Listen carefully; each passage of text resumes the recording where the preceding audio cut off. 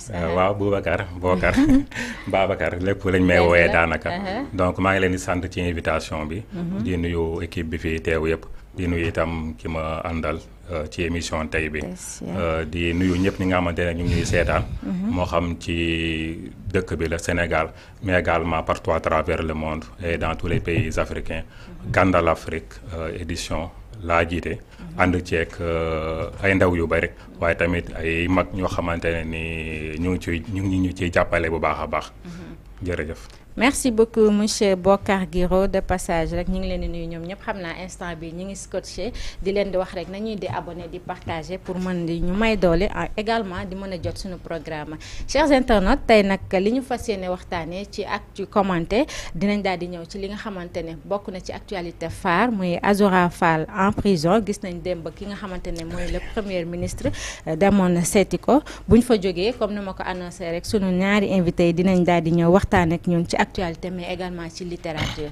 Abdourahmane Sy damay daal di jublu ci moom Abdou. oui. ñu fas yéene dugg ci ni ma ko annoncé léegi ak ci commenté bokk na ci loo xamante ne. démb ki nga xamante ne mooy premier ministre mën naa nekk sax le président du PASTEF demoon na seeti ki nga xamante ne mooy Azoura Fall. waaw même la. am na ñu ne premier ministre moo dem am na ñu ne président PASTEF moo dem léegi kan moo dem. point d'interrogation. xam ko dem. premier ministre et président Pastef moo dem. lu tax nga wax loolu. voilà parce que. maanaam xam nga quand tu es premier ministre. tu le restes à vie. même bu nekkee nekkatoo ko. yaa ngi dégg kon de ce fait casquette boobu moom da nga koy sol par force par A ou B. yaa ngi dégg. léegi nag quand tu es président d'un parti tamit mu am seen benn militant bu ñu jàpp nga dem seeti ko tamit. da nga koy seeti tamit en tant que tamit président de parti yaa ngi dégg. de ce fait monsieur Ousmane Sonko est allé voir Azoura Fall en tant que, selon ma perception, en tant que premier ministre et président de parti. Légui, en tant que premier ministre, tout à parce que moi, en tant que premier ministre, moi, moi, de mon assemblée nationale, moi, d'autres tolérance zéro la wax. Concernant les insulteurs publics, avec les diffuseurs de fausses nouvelles en fait. De ce fait, si le amee ñu activé affaire Azoura Fall ba porté ko plainte ndaxte premier ministre moo ne dootuñ baalati nit bu saagaate si penc bi yaa ngi dégg de ce fait kon en tant que premier ministre tamit moom ñu jàpp nitam si kaw wax ji mu wax su fay dem tamit en tant que premier ministre rek la fay demee premier ministre gisoo ne dafa demee en tant que président de parti demee na casquette boobu mais premier ministre mënul ta ñàkk parce que moom il montre une voie yaa ngi dégg dañu wooyee dañu ne jubal jubbante yaa ngi dégg seen nit lañ jàpp certes mais si kaw kàddoom lañ sukkandiku ba jàpp ko te moom kon yaa ngi dégg wane na ne ñoom seen biir parti ak si biir réew bi fépp a yem yaa ngi dégg maam dañoo yemale ñëpp yaa ngi dégg léegi lu tax ma ne comme en tant que premier ministre la dem c'est parce que moom waxam moo waral jëf ji yaa ngi dégg fu may waxee donc bu fay dem it dina dem dalal nit ki en tant que président de parti certes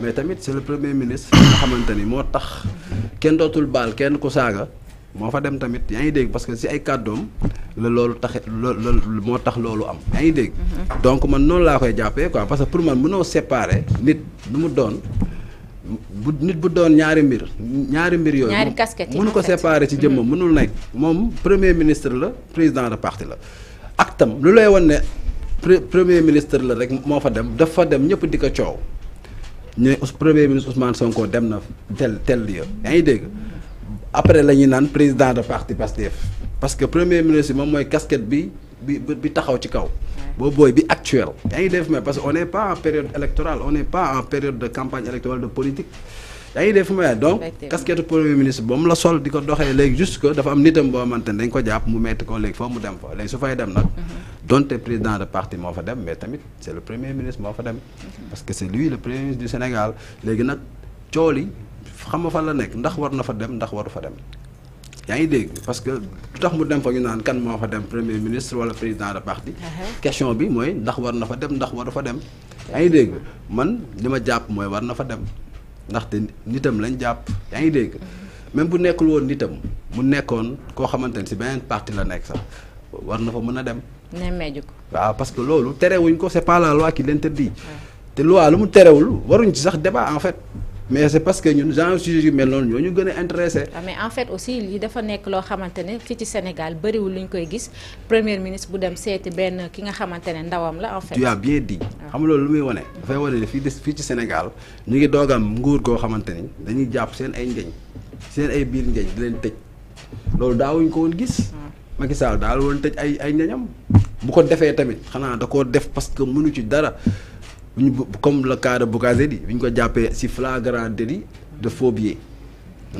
koo xam foog mu tëj ko parce que loolu mënu ci dara mais après da ko libéré en fait te grave la defoon yaa ngi dégg mais mosuñu gis régime boo xamante ni dañuy tëj seen ay nit. ñu ngi koy doo gis yaa ngi dégg.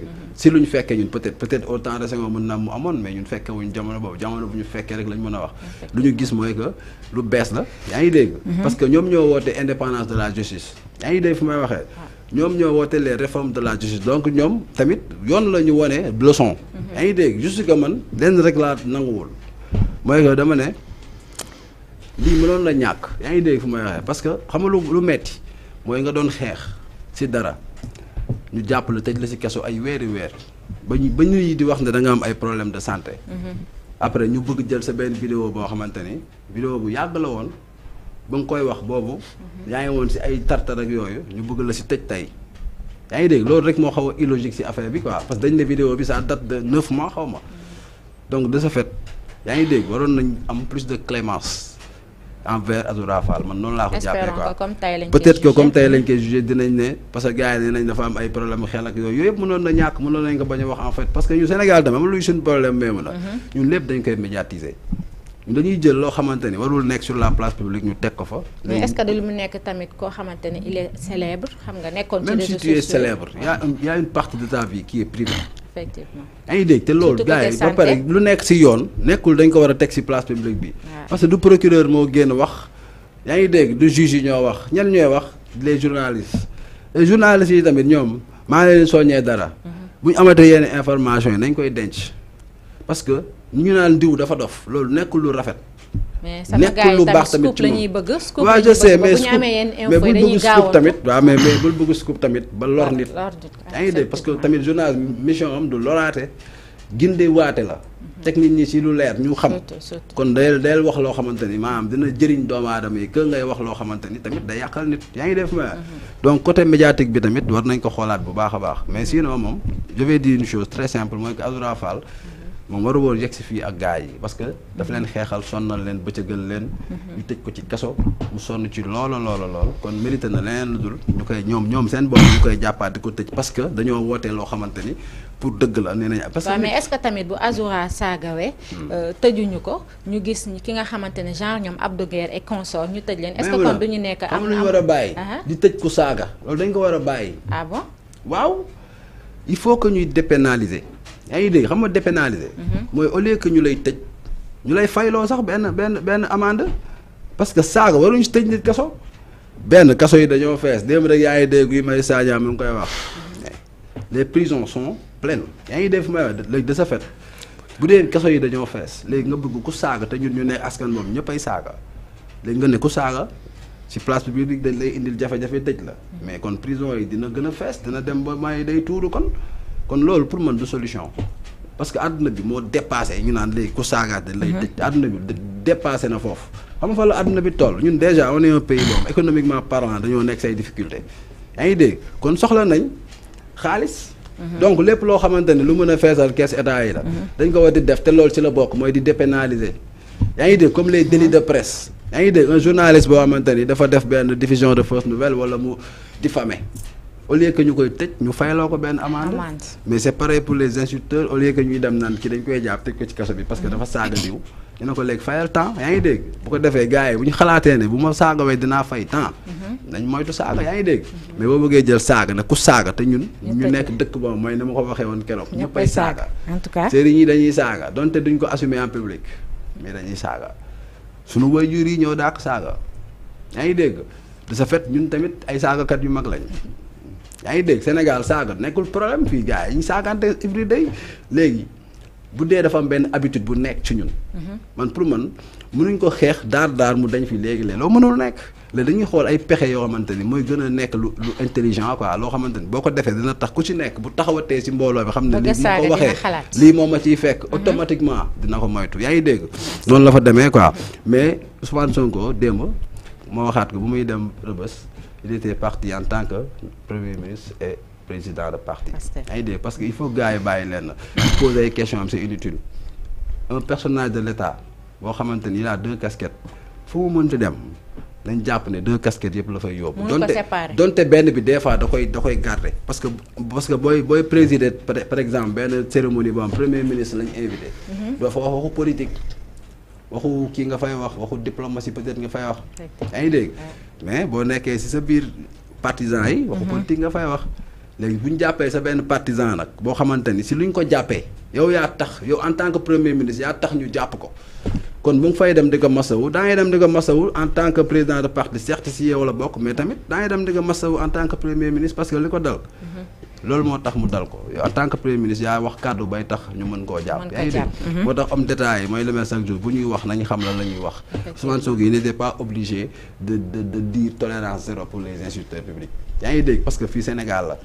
ñoom seen i njañ la preuve ñoom seen i njañ am na ñuy saaga ba moom ñoom lañ jàpp ni yaa ngi dégg kon loolu lu ñu war a di sóoraale la di xam ne am na loo xamante même boo ko bëggee wax sax del mooy tandiku di ko wax pour bañ a lor ñi la jege. merci beaucoup Abdourahmane Sy maa ngi koy jaajëfal damay jublu directement ci Bocar Guiro monsieur Guiro par rapport comme ni ma ko waxee rek gis nañ démb ki nga xamante ne mooy Ousmane Sonko daal di dem seeti kii di Azoura Fall naka nga koy jàngatee. maa ngi lay remercier bu baax ci laaj bi. maa ngi doon déglu léegi sama waa ji Abdourahmane daanaka wax na ci lu bari sax waaye point yu bari man moom d'accorduma ak moom man du ma wax sax ni Ousmane Sonko premier ministre moo wax tolérance zéro moo tax ñu jàpp Azoura balaa moo wax tolérance zéro sax daa am loi boo xamante ne mu ngi fii toog donc loi bi rek buñ ci sukkandikoo mën nañu jàpp ku saaga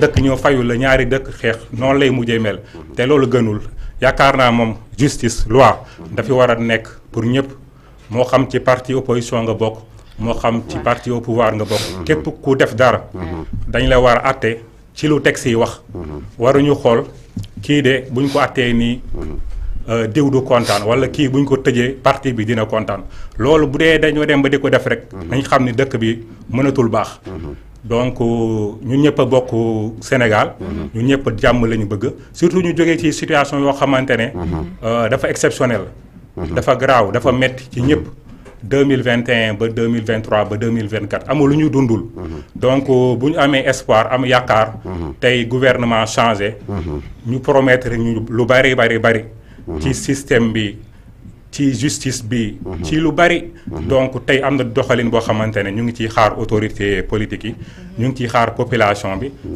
ndax tamit boo nee da ngaa bëgg changement nga fal njiit bu bees fal ay député yu bees da ngaa war a nangu lu ñuy wax changement moo xam ci loi yu ñuy bëgg voter la moo xam leneen ak leneen waaye lépp na tegu ci yoon na am sukkandikuwaay ñëpp mën ci àndi tant que loolu amul rek division day am ndax lu leerul ku nekk da koy interpréter nu ko neexee waaye bu dee dama def dara ma ne lii fii laa ko teg leneen amul coow amul débat amul lii la lu tax texte yaa ngi ni jeex na tàkk waaye bu dee dañuy xool nu ñu interpréter loi ku nekk di ko wax lu ko neex di ko xëcc ci boppam loolu baaxul man daal loolooy sama jàngat ci loolu am na solo am na solo mais yaakaaroo tamit que ne ñun suñu yenn loi yi dafa obsolète ñun lu obsolète ci dëkk bi dafa bari parce que héritage colonial bi la lu bari loo xamante ne ni ci français lañ ko jëlee loi bi tey maa ngi nuyu benn auteur yàggul tuuti docteur Mouhamed Habib Kébé dafa bind benn livre la voie démocratique du Sénégal da ko bind boo xamante ne tey politique Sénégal noonu la war a demee moo xam dañoo war a sukkandiku ci diine gi sukkandiku ci culturel bi mais tant que defuñu loolu di répéter les mêmes théories di répéter les mêmes lois qu'on a hérité des lois qui sont en déphasage avec nos réalités tant que ñu ngi def loolu loi bi day appliquer dara te duñu neex man jàngat boobu laa ci am. mais est-ce que xam nga lu tax ma ne Ousmane Sonko bu mu demee assemblée nationale wax bi mu fa wax moo tax ñu Azura li da li xam nga lu tax moo parce que Azura saaga bi mu saaga yàgg na.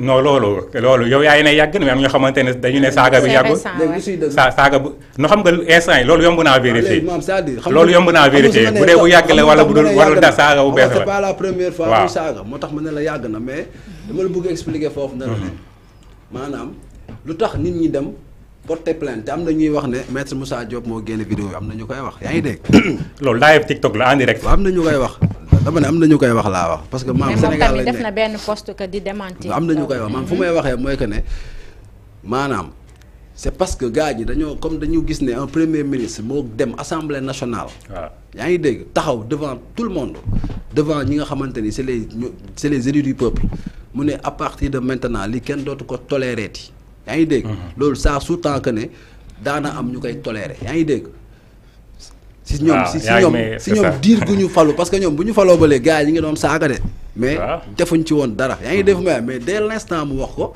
automatiquement ses adversaires xam nga lu ñuy wax nu ñuy def ils vont utiliser ce qu'il dit parce que on est en politique carrément loo wax lu ne rek am na koo xamante ne mi ngi à côté de toi di xool nan la koy utiliser pour yàqal la léegi sa fait nag ay c'est ses ennemis qui ont utilisé ce qu'il a dit d'accord dem porter plainte benn nitam bu ko jege léegi di xool ndax waxam googu dinañ ca nekkam déet parce que boo xoolee gars bu ñu déggee coow li rek automatiquement ñëpp commencé nañ di njuuj njaaj ndax dañ ko woo ndax duñ ko woo kërëb léegi ñoom ils sont obligés de le traduire en justice xam nga tu sais pourquoi parce que seen wax jiitu na leen ba noppi yaa ngi dégg parce que dafa am lu ñu woote te dañoo am askan bi nga xam ne ngi toog di leen ne jàkk di leen pour juger leen yaa ngi dégg donc waxam ngoogu forcément joué na si lu dal Azura Fall forcément yaa ngi dégg donte am na loi bu prévoir ku saaga nangu naa la am na loi non xam nañ ne am na loi bu prévoir ku saaga ñu dem tëj la loolu c'est mais dama ne tamit actuellement ci économie am ci fu ñu toll nii xam ne mooy li ma la wax prison yi dañoo fees yaa ngi dégg prison Sénégal yi dañoo fees dell xam naa ne mosoo dugg prison mais prison yi su nekkoon yàlla maanaam mayoon na la nga xam la ne ci biir kon am na waxuma la saaga rek mais am na ay peine yu bari dañ ko war a dépénaliser parce que nit yi duñu ay mala tamit quoi jël ay nit dugal leen prison di leen mel ni ay ginaar loolu tamit àdduna dafa wees foofu quoi foofu laay waxee moo tax ma ne am na loo xamante ni jaratul ñu siy tëj nit en fait ba pare mu nekk tamit loo xamante ni tax na maam ñu nekk tam askan boo xamante ni parce que xam nga changer les habitudes ce n'est qu'une phrase mais gis nga boo ko bëggoon def léegi si ngay xam ne lu jafe la yaa ngi dégg moo tax te ñii dañoo ñëw si benn période boo xamante y a beaucoup d'urgence yi moom changer les habitudes man pour man boobu moom dañ ko war a tegee ne pour l'instant amul tax ñu eggali foofu temps bi mi ngi dem waaw dama koy cofal foofu xamul la moo ne nañ ko tegee fee tuuti parce que économiquement parlant les Sénégalais souffrent les jeunes ont besoin d'emploi yaa ngi dégg loolu mooy urgence bi gën a mag ndax te gis nga réew boo xamante ni à 70% de jeunes yaa ngi dégg la majorité de ces 70% vit dans le sous-emploi yow am na lu lay xaar yaa ngi dégg lu lay xaar déjà xamal lan la mooy nga indi ay orientation yu économique pour nit ñi am ci lu ñu mën a gum nekk léegi nag tu peux pas changer des habitudes qui ont été héritées depuis ay centaines d'années en 5 ans mënul nekk amee dégg il faut pas être rêveur am na loo xamante ni c'est quasi impossible da ngay commencer par li possible mooy économiquement parlant fan ngeen ñuy yóbbu mais boo bëggee ñëw nañu doon rek ñu bàyyi saaga ñu jàll ci suñu invité Tessia par rapport au Premier ministre qui a rendu visite à un de ses militants entre guillemets insulteurs, vos impressions par rapport à ce sujet? Moi ce serait de peut-être dire qu'il faut maintenant dissocier l'homme d'État et l'homme de parti, l'homme politique. Parce qu'aujourd'hui, on a l'impression que la population sénégalaise n'arrive pas à différencier. Voilà, Ousmane Sonko, c'est le Premier ministre, donc il a la casquette de Premier ministre. Il est autorité avant d'être homme politique. Donc il faudrait qu'on fasse attention à nos sorties, à ce qui est dit sur les réseaux sociaux. Il y a des discours qu'on ne doit plus tenir vis-à-vis de l'autorité. Après, bon, comme on dit les Sénégal, lorsqu'ils prennent le téléphone, ils disent des choses, ils parlent vraiment sur le coup de l'émotion. Et là, il y a des likes, il y a des commentaires, et ça pousse encore la personne qui fait la vidéo à balancer tout ce qu'il y a à balancer.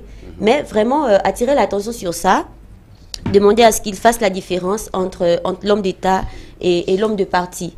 Voilà.